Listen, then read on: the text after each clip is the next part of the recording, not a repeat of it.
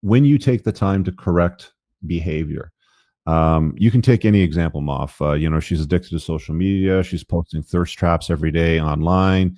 Doesn't matter whatever it happens to be, but she's doing things that are undesirable. She wants to take girls' trips to Vegas and Ibiza, and Miami, and Cancun, and all sorts like the standard stuff that we've talked about. And then you try to set a boundary. You try to uh, lead that away from the nonsense, right?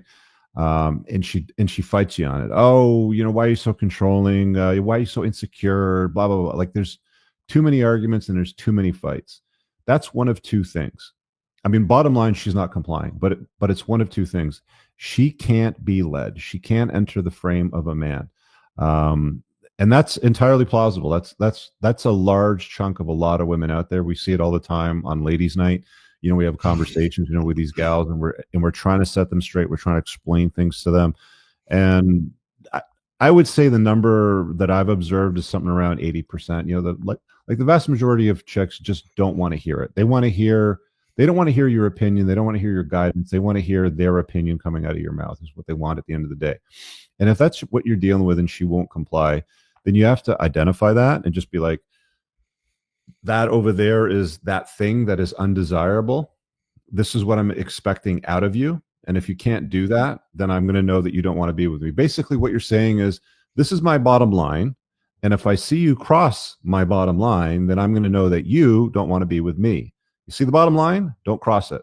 You understand? Bottom line right there. Okay. If you have to draw it like that to make it obvious, that's where it's at. Don't cross that bottom line. Right. And if she won't comply and she continuously crosses that bottom line, or she pushes into it, makes a mockery out of it, does any number of things but follow your lead or comply with that boundary, it's very simple. She's just not going to comply. So that's just who she is. There's also another element of it too, as well. Again, if you're not a strong enough leader, if you're not valuable enough, if you're not handsome enough, like if you're not a good enough looking guy, you're gonna have a very hard time setting boundaries. Like if you're an absolute dork that doesn't understand what women respond positively to and all that sort of stuff, you're definitely gonna struggle setting any kind of boundary whatsoever. I like you, but I can't take a girl seriously that posts thirst traps online, right? She doesn't see you as a high enough value guy. She's gonna keep doing it. And then you're either gonna have to suck it up and be her punching bag on that issue, or you're just going to break up and go your separate ways. But I think it's really important that, again, these red flags are the kind of tests that you're going to issue to see if a chick is going to be useful in your life, is going to be a compliment to it, is going to make a good long-term type of prospect. And one of the things that you have to do is you have to set some boundaries with chicks. And if they're not going to comply with your boundaries, you have to basically cut them loose. It's very simple, right? It's comply or goodbye. Moff?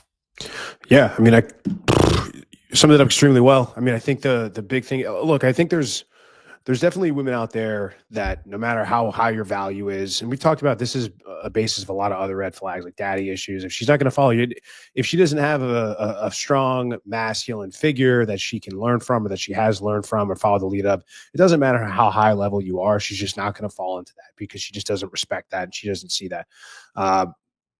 But there is a guy out there, for most women, there's a guy out there who she would break all her rules for. There's a guy out there who she would not go to Ibiza for. She would not shop online for, that she would turn her social media private for, that she would fall in line and do everything he says. And if you're not getting that, then you're just not that guy, pal. I mean, that's really just the way to say it.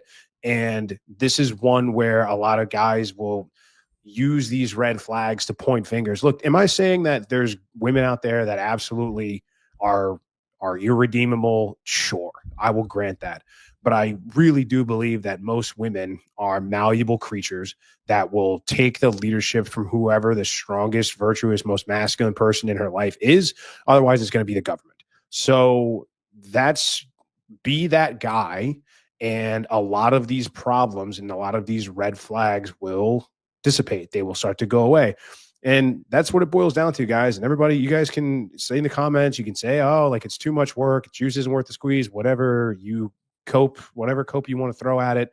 But that's just the name of the game. And you can play or you cannot play, but you can't change the way that it is. So there's really no sort of reason to continue to try to make things work with a girl who will not listen to you, will not follow your lead, will not take your advice into account, and just tells you what she's going to do, as opposed to seeing what you think about this. I mean, that's also like a middle ground. Like her asking you, hey, would you have a problem if I went on vacation with my ex-boyfriend? Like, she's asking for, she's not really asking for permission. She's already made up her mind. Like a girl that's got GBD for you and sees you as that guy would never even entertain that as a potential option in the first place. So, we did this series on this red flag.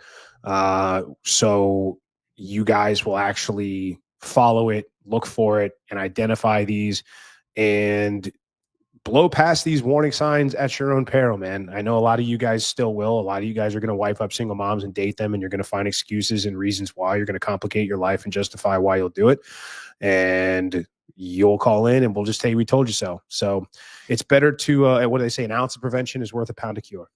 Yeah, hell yeah. All right, guys, I really hope that you enjoyed that clip. If you want to check out the full-length podcast episode, you can find that right over here. Also, make sure you visit my website over here where you'll find my supplements, the opportunity to book me privately one-on-one for coaching, and most importantly, my new School of Unplugging, which you'll find on the courses tab. Newer to the channel, hit subscribe.